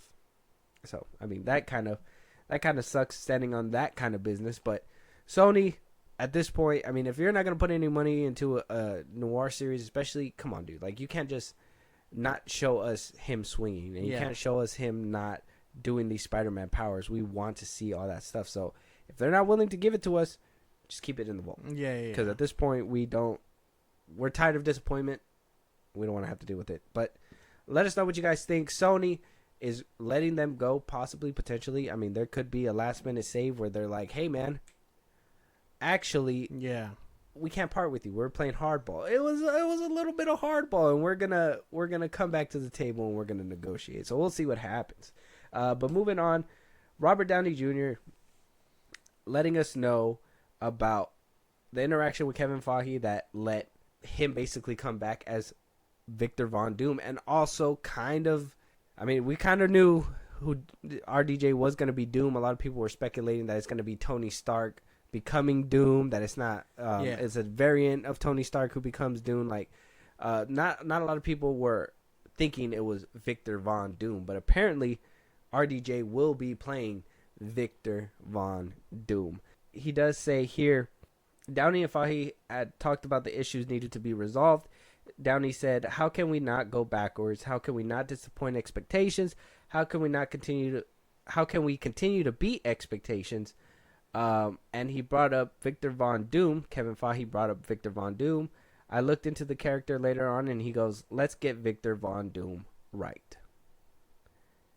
So, how do we not go backwards? How do we continue to beat expectations? And he brought up Victor Von Doom. Okay, so here's my problem, okay? And I've been doing a little bit of research, okay? I've been looking into this. I didn't want you to chill out on me, okay? Because I know who you are, all right? Deadpool Wolverine. Glug, glug, glug. Yeah. I know who you are, sir. So, here's my thing. I've changed my perspective. Where I thought that this was MCU trying to move forward and beat expectations and try to do something new with themselves and be like, you know what? Fuck the status quo. We don't need to not bring back these actors. We just got to bring them back in a different capacity, multiverse, whatever. Really leaning on the multiversal aspect in a different way that we were hoping for a while ago, but just never got it, right? But then we get news like this where James Spader is coming back as Ultron in Marvel's Vision Quest series, and you just think Marvel has not been able to make one good movie without having to bring old shit back into it. Nostalgia. This is their nostalgia era, and we are just getting nostalgia, familiar faces, all these things. They're playing it safe, and I don't like it. Well, the Doctor Doom stuff I felt was nostalgic and a cash grab and stuff. The James Spader one, I didn't hear about this, but he's Ultron. That sounds accurate. That I wouldn't want anyone else to be Ultron. I don't have an issue with that. I liked his Ultron, but they killed him. I liked the Age of Ultron. Yeah, but he's a program. He can come back. Yeah. I think him and White. I don't think unless he's like an actual villain and he's part of that whole like he's gonna end up being White Vision and we're gonna get normal Vision back or whatever. Then that's a little different. But I imagine he'll be like a flashback or something. I wouldn't think just a flashback. He doesn't do a lot of movies, so I don't think he would come out of his cave just to do. I thought he was gonna do that shit for WandaVision. And What If? Did he do What If? He didn't do What If. No. It was somebody else. I wonder. That's Uh, crazy. That's But what I'm saying. So either like, way, he's not I, gonna come back for just a minimum voice role. He will maybe. do a full length TV series. Well, I'm excited for that. I don't know if that one's nostalgia. I don't think so. I think that one has narrative and story behind it, because you don't want someone else playing it. Yeah, Nostalgia is RDJ and all that. Wolverine. Nostalgia. Yeah, okay. Let's go a little bit farther back. Tobey Maguire and all that. I can acknowledge all that's nostalgia. What's wrong with nostalgia? Nostalgia's cool. Nostalgia's gotten to a point where that's just playing it safe. I'm not okay with that. We've gotten to a point where obviously things got too big. Obviously they're trying to rekindle love with the fans, and what's the best way to do it? I mean, I watched Click yesterday, and he just went back in time and saw that notes were passed in the first thing, and that's what Kevin Feige's basically doing. He's like, you know what? Back in the day, they loved RGJ. We're bringing it back. Back in the day, they loved the Fox films. We're bringing them back. Back in the day, we're bringing them back. Like, it's like, we understand, we get it, but it's just playing it too safe at this point that it bothers me now. It bothers me. I don't know. I don't agree. It's a little different with James and RDJ and stuff. Two different circumstances. But how is it different? I just gave you a reason how it's not different. But how is it different? Like I said, the James Spader one is narrative driven. You're not gonna have someone else be Ultron when you have him established as Ultron. RDJ, last time we touched up on this, I said, yeah, it does feel like that, but it also feels like an interesting story where we get to see him not be the bad guy, or not be the good guy, because we had that for 10 plus years. We get to see him be the bad guy now. Is that a bit of nostalgia? Yeah, I'll admit that. I mean, they're bringing him back because that's a safe bet when there could have been, anyone else. So it is a safe bet. Yeah, I said that. So the nostalgia plays it too safe. So when are we going to get back to hardball? Now, we can all agree Phase 3 kind of peaked. Well, I mean, I think that's where a lot of the issues started arising too, towards the tail end, obviously with Captain Marvel and everything, and a lot of people just feeling like it was starting to get stretched a little too thin. But then you go and like I said, WandaVision comes out, all these different shows come out. They kind of play. Looking back at it, they were preying on our emotions. I mean, they were hoping that you were gonna be like, oh, remember Endgame? She's still hurt, but she's evil in this one. But at the same time, no, she's hurt. And then not Chris Evans, Evan Peters. Is he this or is he that? Blah blah blah. Like all these member stuff, and it's like, okay, we remember. That was exciting at the time, but now we're at the tail end of nostalgia where it's like, that was cool. That now Deadpool and Wolverine, though it was cool, I felt like we're already getting to that point where like, yeah, really, we're digging in the 90s now. What's next? We're gonna see Japanese Spider-Man. That's funny because he was supposed to be in Across the Spider-Verse. Oh, was he really? Or Beyond, something like that. Oh, yeah, I think he was supposed to have a cameo in Across. That's yeah. so Are we gonna see the original Avengers from back in the day? No, they're not all dead. Not all of them. Not all of them. No. Oh. The original Hulk's still kicking too. Oh, Lou Ferrigno? Yeah. I didn't know that. Yeah, he's still around. I don't think he can reach the heights he no. used to, but no. That's they just paint him green and he's just Hulk. More frail. But yeah, no. I mean, some stuff is clearly for nostalgia, and yeah, like I said, I think James Spader just is done for narrative purposes. They're just gonna put his face on a fully built Hulk. That'd be crazy. Who? The guy, the original Lou Hulk. Ferrigno? Yeah. You're still on that? Yeah. No, I'm just thinking about like the ways they could bring him back, because I feel like that's probably the next stop. No. Anyone remember that motherfucker? I mean, it was a nice little nod in 2008's The Incredible Hulk when he was a security guard, but that's about it. How many people actually know that was him, though?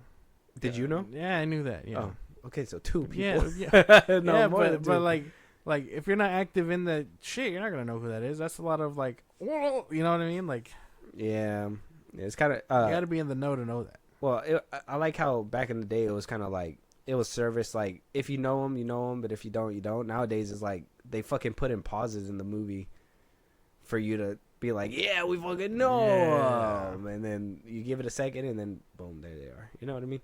I don't know. I'm cool with this stuff. I don't mind these little nuggets coming out so we can hear about this stuff, but at the same time, I was getting to the point where same thing with DC. I was really excited at one point, then they started going down. Now, like I said, Marvel's been going on downhill, and I was like, oh, we're coming back. But then when you start looking past the little bit of like nostalgia and everything, you see how empty their plan is. Yeah. I guess that's fair. Because you don't even have any connectivity. And then they're going to try, now that Deadpool and Wolverine, they're going to keep him as the Wolverine potentially all the way till Secret Wars. And then pass the mantle instead of giving us new... reboot. I hope they reboot by Secret Wars, but... I think that's around the time because that's when that X-Men contract is going to go up and they can change the actors and stuff. So yeah, that's what they're still waiting on. That's why, a lot of people are like, why don't we just get the X-Men? They can't. Legally, they can't. I mean... I'm sure they want to with some of those actors. Like, they wouldn't mind. Like, obviously, James McAvoy and stuff. But then bring them back, goddammit. But there's other actors that they're probably like... I don't give a fuck about those other people. I know McAvoy and Michael. After watching them last night, I want to see more Michael Fassbender. It's not enough that I see him through 4 movies and 2 of them are bad. That's not fair. 2 of them are bad? 5. And 2 of them are bad. What 2? First Class, Days of Futures Past, Apocalypse, Phoenix. Oh yeah, is there another one? Phoenix and Apocalypse. Those ones I'm talking about. But they're he's the highlight in those ones. Yeah, he gives it his all regardless. Yeah, Michael Fassbender. It's not fair. It's not fair, but he's off to different endeavors. He made The Killer in 2023. Go check that out. That was a good movie. And check out our review. But let us know what you guys think. Robert Downey Jr. going to be playing as Victor Von Doom. Apparently, there's other rumors, too, saying that he's going to be... I think we talked about it before. I think I basically called it, but he will be the Victor Von Doom of the Fantastic Four universe with Joseph Quinn and Pedro Pascal, Kirby, and that apparently he's going to be the reason why they jump over. He's going to follow and whatnot. So, I mean, if he is that Victor Von Doom, we'll probably get a little teaser by Fantastic Four. One can hope. Yeah. He's going to come into the frame. Fine. I'll do it myself. I guess. Puts on the face. Yeah. It's different, guys. It's not nostalgia. Nah, something like that. Yeah? I guess. I don't know, man. I feel like that was a good setup and you didn't see it coming and you're just like, wow. wow. What a setup. Yeah. Moving on, though. Megaopolis. We do have a trailer. We do have a few trailers right now on the back end, but before we get into that Megaopolis trailer with Adam Driver and all them, Francis Ford Capello. Mm-hmm. Apparently the trailer dropped, but Lionsgate had to pull the trailer due to a marketing debacle. Now, the beginning of the trailer, I haven't seen it, but the other trailers still have the original trailer, so we'll probably see it. Okay. It had a bunch of poor criticisms for different movies that Ford Capella has done. Yeah. That were apparently generated by AI and were false. Oh my god. They were not real reviews. Oh shit. But they cut it together within the trailer to kind of rag it up like, oh, this is an underdog kind of director and he's putting together this masterpiece and it's like the reviews were fake. So I guess that's so fun. I guess Lionsgate will be leaving and cutting ties with their marketing consultant, Eddie Egan. Lionsgate had declined to comment, but apparently a quote featured in yesterday's trailer revealed by Vulture was fake. Apparently it does say Vulture on there or whatever. Mm-hmm. It was generated by AI following an investigation.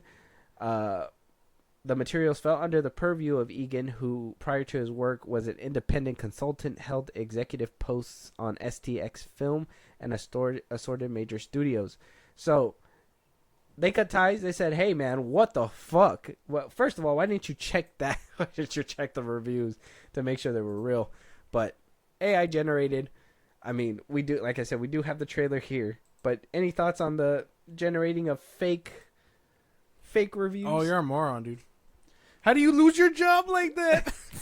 How do you not only are you like fucking up on Francis Ford Coppola's name, but you're using AI to do it?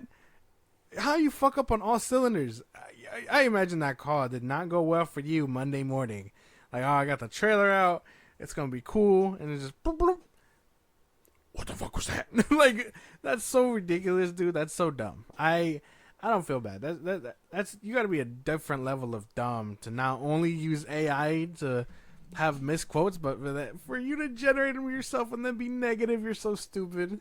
It was different for sure, but we do have Adam Driver in this one, Giancarlo Esposito, and Aubrey Plaza. Megaopolis. We got the trailer. We did hear about the whole debacles behind the scene with Francis Ford Coppola. Yes. Still pending investigation, so we're waiting on that. Apparently, this movie's finna be a masterpiece. Apparently, a lot is riding on this film, and even so much so that AI-generated fake news was spread. So let's jump into this trailer, and we'll figure out if it was worth it. Okay. True genius is often misunderstood. Hey, you got Lawrence Fishburne to do the narration? No. That shit was hard. That was pretty cool. And calling The Godfather terrible is another form of stupid. AI generated nonsense. That's so ridiculous. How do you even type that up? Looked pretty good. I think besides all that backlash behind the scenes and this whole marketing thing, that looks pretty good. I'm not as on the fence as I was before. Looks like a trippier version of Mr. Nobody. I hope Adam Driver fucking does good here. It Has looks Shia LaBeouf and all that. Yeah, Shia LaBeouf, Emmanuel Nathania, whatever her name is. She was in The Killer. I was watching that movie the other day. Aubrey Plaza. And interesting. Aubrey Plaza. She looks good in this one too. I mean, like I said, it looks trippy. Giancarlo Esposito's in this one too. It looks like a trip. I'm down to watch it. I love these kind of movies where it's just like it's gonna be visually stunning. Yeah.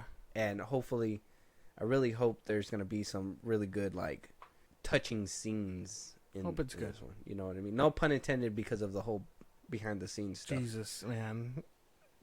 I just wanted to make it clear. Okay, we didn't need that. Let's just go. We gotta go now. I just to be clear, We though. don't need it. Okay, all right. It's Crystal. Check out the Megaopolis trailer. It's out right now. The original one, IGN posted it. Lionsgate took it down, their official one, because, well, the backlash. You can watch it on YouTube still. And let us know your guys' thoughts. Next trailer, we got a Rachel Zegler-led film. We have Jaden Martell, Julian Dennison, and Alicia Silverstone.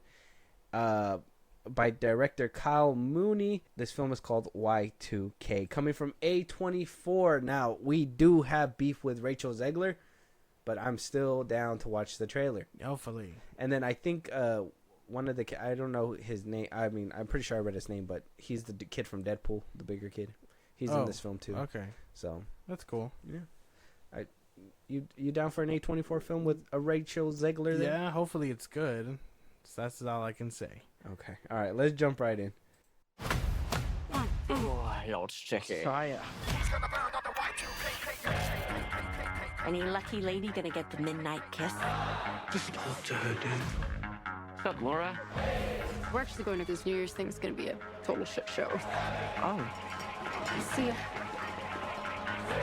It's 1999, and we getting I like that. Yeah. That was funny. After hearing, after seeing produced by Jonah Hill and immediately follow that up with Seth Rogen's voice, I'm down. I'm down. Yeah, it had the kid from Stranger Things, which is crazy because that movie came out forever ago, and with Finn Wolfhard looked like he's aging way faster than him. The kid from Deadpool 2, his accent isn't as thick, so I think I can get behind that. Mm-hmm. This movie looks funny. It looks funny. I will say this right now. If Rachel Zegler nails this movie, I could be a fan of one of her movies. Okay. I could be. All right. I think I can get behind that too. Okay. Because That looks funny. it did look funny. To me, it's always hilarious because I'm just like, man, none of these actors lived through that. I don't think, right? They No, couldn't have. They had to been They must have been born like past the 2000s. Yeah. So it's so funny to even think that they're playing in a role in 1999. But I'm just like, whoever directed it, Kyle Mooney, like his direction and telling them how to act really shows how people were acting in the early 2000s. So I really was fucking with Just the what is it? The nostalgia aesthetic. factor in this part. The aesthetic. Aesthetic, the nostalgia aesthetic. Yeah. It looks good. I won't lie. That was funny. That one had me chuckling a bit. So Okay, all right. So we're down for that one. Check out the trailer, Yes. guys. Y2K, an A24 film, gonna be funny and gruesome. by Jonah Hill and Seth Rogen, sign me up. We're there. Kyle Mooney, check it out. Let us know you guys' thoughts. Moving on, we got a couple trailers left, but I really wanted to see this one. I've been waiting for this one. This one's called Secret Level, coming from Prime Video. Okay. If you haven't heard about this, it's going to be a new adult animated anthology series featuring original stories within the worlds of some of the most beloved video games.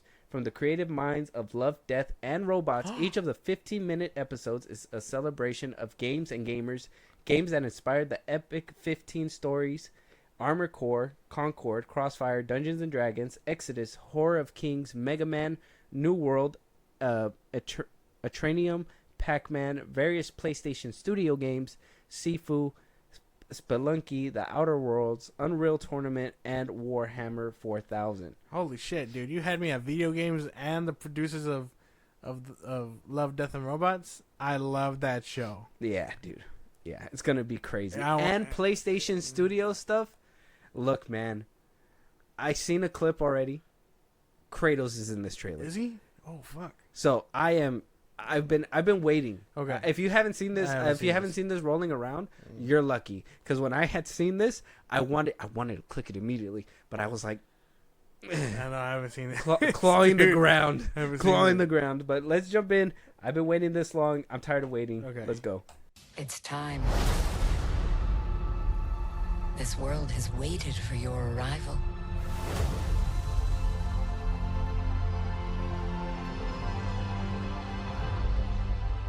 It is you. You will open the door. Fucking cool. I swear that was Keanu. Oh yeah. Is this Cyberpunk? I don't think so. No, he doesn't. No, he doesn't look like that in Cyberpunk. Just playing a different Guy, character. Yeah.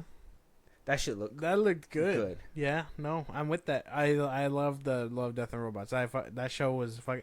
If you haven't seen that show before Netflix got rid of their whole animation department for some fucking reason, watch a good it. show. It's a good show. A It's a good good show. anthology series with like different types of animation and stuff. It's really fucking good. Damn, that was sick. I want December. Hurry up. This is my Christmas gift. I want this. Hurry up, Prime. I've never wanted anything more from you other than this. Yeah, that looked really good. That Pac-Man at the end. Yeah, looked I know. What the great. fuck? Mega Man. I saw Mega Man. Mega Man, Kratos. yeah. Kratos was there. I didn't see Kratos him. for like a good second. Yeah. I'm- 15 minutes each? That's not bad. I'm mad that they just flashed through everything because there's so much to like look at in such little like moments. It's annoying. Is that Spyro? Is that supposed to be like the dragon? I gotta watch this trailer again. There's so much packed up in little flashes. It pissed me off because I'm just like, oh, you just want to savor it, but you know they're gonna keep going. That was a good trailer. Yeah. That was nice. the animation looks really good. I love when 2D animation still mixes with 3D animation because like it still feels like money's poured into it. Yeah, Don't yeah, feel yeah. cheap, you know. Mhm. Every single one looks like love, sweat, and money's poured into it. Yeah, So, yeah. it's Exciting. down. That looks good. December 10th. put me down for one. No, it's 15 or so. What is that? That TikTok where it's like, great, I'll have 15 of these. Oh, yeah, yeah, It's yeah. like, do you want me to tell you what's in it? No. Don't tell me. That's how I feel like right now. But it looks good. If you haven't seen it, Secret Level trailer out right now on YouTube. The series coming out December 10th? Yeah, December 10th, yeah. on Prime Video. So check out the trailer. Let us know you guys' thoughts. It looks really good. I'm excited for it. Moving on, we do have Samuel L. Jackson, Ray Fisher, John David Washington, Daniela Dwedler, stack cast. Yeah. A lot of award winners here. The Piano Lesson coming to Netflix. Doesn't look the cast itself got me intrigued. I don't really know too much about this one, but I'm very much intrigued just off like Samuel L. Jackson, John David Washington. It just sucks it's a Netflix movie. Yeah. I always say that. No, yeah. It's gonna have a feel to it because it's Netflix. I try to watch the one with Mark Wahlberg, The Union. Yeah. I'm just like, man, it just the way they make movies, man. Them and I'm sorry, but Universal too. Sometimes they're the way they make the movies for The ones that streaming. go straight to streaming. Yeah, they feel weird. They have a weird feeling. I don't know how the camera's used. It feels like what Tom Cruise was saying, that whole motion smoothing. Yeah. I don't like that. It makes it feel weird. It's so inauthentic. I don't know. I can't explain it either, but there is a feeling. If you guys understand what we're talking about, there's a feeling between a big blockbuster movie and a silver screen movie straight to streaming, and it isn't just budget. Mm-hmm. It's like feel and everything like that. I hate the killing with fake. I've said it before, but with fake blood and all that stuff, where like, they're just moving their body and you just nothing happens. You just see the bullet and then the blood stain, and you're just like, it doesn't feel good, man. That shit doesn't it just sucks. It doesn't give you that same warmth. But let's check out this trailer, the piano lesson, and hopefully it attracts us.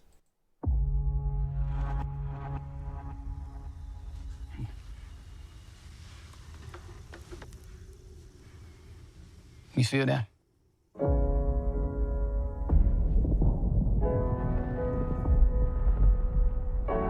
That's your family. That's your blood. Directed by Malcolm Washington. I said that. I said Ray Fisher's name. Did you? I did. Looks pretty good. But isn't my but isn't my cup of tea? I don't know. No. You never watched that Wild West one with Kang? Jonathan Majors? No. Oh, what does that have to do with this one? Well, you don't like. Well, okay. Let me ask you why you don't like it. Wait, before I what? insinuate something. Wait, what? No. Go ahead.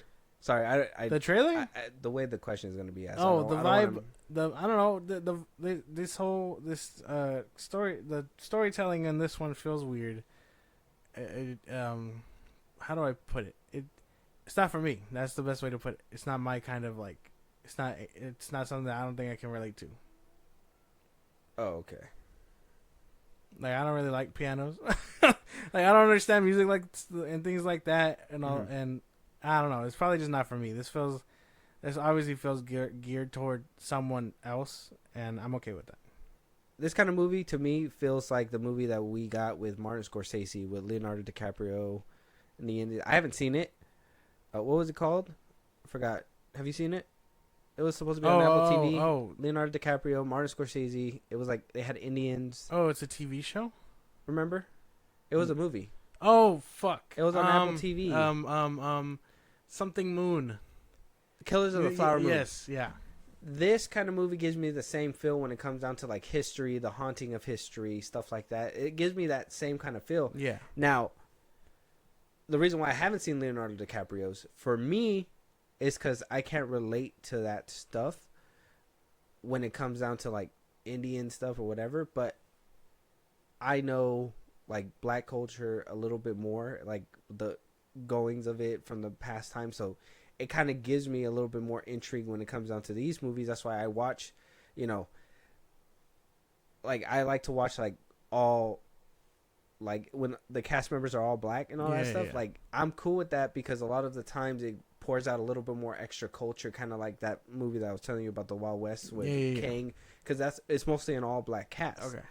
So it's like it gives me a different feel. So I don't want to feel like it's crossing the line and being like, you don't want to see a film with black people. That's not like what I'm alluding to, but it's just like, is it because of that, the whole like culture thing behind it and stuff like that? Not the culture stuff. It just, like, obviously that's a big part, and I don't want to take away from anyone. I'm not trying to make it go super deep either. No, I'm not trying to take away from anyone who may be into this, but I can't relate. I can't watch something and get into something if I can't relate. And then, you get those people that are like, well, can you relate to cars blown up and stuff and action heroes? No, but those are riddled in sci-fi and fantasy. That's different. That can kind of like, That's look imagination. differently. Yeah. This felt a little too real, and I mean, that's just not the kind of story I'm into. You know what I mean? Okay. I can't relate to this kind of thing. But the movie did look good. The trailer looked nice. What if you get the argument like, okay, what about war movies? Like Fury and stuff like that.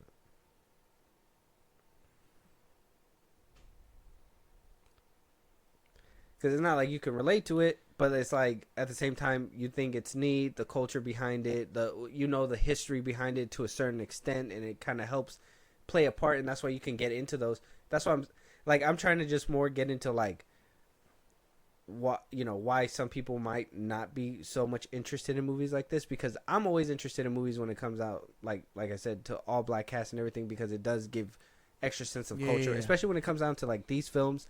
I know I watched The Woman King, and I know it's not really like real, like, because there's no such thing as like women kings, but like it was still powerful, and like they still mix certain culture with it and stuff like that. So I enjoy those kinds of like films. I don't know, it's just not for me. That's the best way to put it. I think when I watch other movies like this, like The Help and all that stuff, like I feel a bit more comfortable. I guess that's just where to put it. This movie's just not for me. Okay. But the trailer did look good. I'm not going to take that away. Coming out in theaters in November too. Netflix pushing it in theaters. I did fuck with the trailer. It does look nice. It doesn't feel like a typical Netflix film. Yeah. Even though it's shot like one. No, that's the best way to put that. Yeah. Yeah. I don't know who Michael Washington This could be is, this could be one of the gems. That could be good. I mean, if they're saving it for like holiday season, probably. Yeah, well, yeah, and then it's gonna be put in theaters. It's like the I don't know if you ever got around to watching that Bradley Cooper one, but that one was really good. Oh yeah. Oh, the one where he's like older and stuff like that. Yeah, he plays the. No, I haven't seen it yet. The choir dude. Yeah, I haven't seen it yet. No, that one's good. But yeah, no. I was gonna start swooping around to get my Asteroid City rewatching. But on that note, guys, anyway, the piano lesson. Check out the trailer. Let us know what you guys think. Kind of curious on your guys' thoughts on this one. This doesn't look like a typical Netflix film, so it could be something great. But Josh, I know that we kind of went a little bit longer than what we usually do, but I personally wanted to touch up on one more trailer. Now it is a Lord of the Rings trailer. It's an animated one, so I wanted to give you the option if you were down. Yeah. Okay, let's see. So we got Lord of the Rings: The War of Rohirrim. It's supposed to be. So Peter Jackson is coming back to tell a story in Middle Earth. It's supposed to be a film directed by Kenji Kamiyama. Supposed to hit theaters Christmas. Okay, it's supposed to be an anime feature and a take of Lord of the Rings. So I mean, maybe you'll kind of bro down on that part. I did see real quick before we get into it. I did see that there was a Rick and Morty anime series. Have you watched that? I saw the trailer, man. That shit looks ugly. Oh, so you're not down for it? No. That's probably one of the animes you're not for. No, that one looks ugly. Why watch the anime when I could just watch the cartoon that's already like 5-6 seasons deep? You know what I'm saying? No, you're right. It looks ugly. I can show you. We can off the pod. I can show you the trailer. Like that shit looks disgusting. Oh, like, I seen it. Yeah, you've seen it? Yeah, I seen it. I seen it on because I seen it on Max, and I was like, I wonder if it's a new season. So I clicked it and I watched the trailer, and then it was only one season or whatever. So. Yeah. Apparently they get stuck in a universe where it's anime or whatever. They like that animation style. Just I don't like how it's drawn and stuff. It looks ugly. If they change it up for season 2 or something, maybe it'll catch my attention. But other than that, no, I'm not watching that. Okay. Well, let me know what you think about this one. I mean, if it is a theatrical release, I'm into Lord of the Rings, and maybe you could get into it too through this. Who knows? Okay. Let's jump right in. All Middle-earth knows the tale of the War of the Ring. But 200 years before that... Riders of the Mark! Brothers of Rohan! there was an older tale. Arise! Look pretty cool. I like the animation, the anime style. Not bad. Looks like I don't really have to know the other stuff to get into it. I'm sure, throughout the movie there'll be references to the other stuff. But it looks like a nice jumping in point. I don't know. I could be down for this. Okay. All right. So, me is the opposite. I'm in it for the Lord of the Rings portion. The animation style really didn't wow me. I was hoping for something different. But I am interested in the story, so I would be down. If this would be like a good starting point for you, I would be down. But it's just when it comes down to anime, the animation has to be on point for me, and this one just, there's no way. It's kind of hard, but I would watch it just to watch it though. Maybe not in theaters. Maybe I wait for Probably not streaming in or something. I don't watch a lot of I don't watch a lot of anime movies in theaters. I've only watched like 2, and I mean that was forever ago. So maybe not this one. I don't want to be surrounded by those kind of people, but it does look good. So whenever it comes to streaming, if you're down to check it out, I'll be down. Very good. All right, check out the trailer though. The Lord of the Rings: The War of the Rohirrim. I hope I pronounced it right. Check it out on YouTube right now. Let us know your guys' thoughts. With that being said, though, that's the end of our episode. If there's any topics that you guys want us to talk about, any movies you want us to review, any shows you want us to review, you guys want to hear your voice on one of the episodes one of these days, Josh, let them know where they can do all that. Twitter, TikTok, Instagram at FilmBros Podcast. We post on episodes there. You can hit us up there for any news or movies you want us to cover. Buzzsprout, link is in the bios of the socials I just gave you. It's like a Patreon. You subscribe, you help the show grow. We greatly appreciate it. You can listen to us any rich podcast at FilmBros Podcast, Spotify, YouTube Music, Apple Podcasts, run a bunch of places. You can check us out wherever you get your podcasts. Be a part of the conversation, Twitch at FilmBros Podcast, and listen to our episodes. Check out everything that we do on our YouTube. We are fully up on there now. You can catch every episode, even the earlier ones when we were just starting out. Again, YouTube at FilmBros Podcast. Go subscribe. And with that being said, we'll talk to you guys on the next one. Talk to you guys later.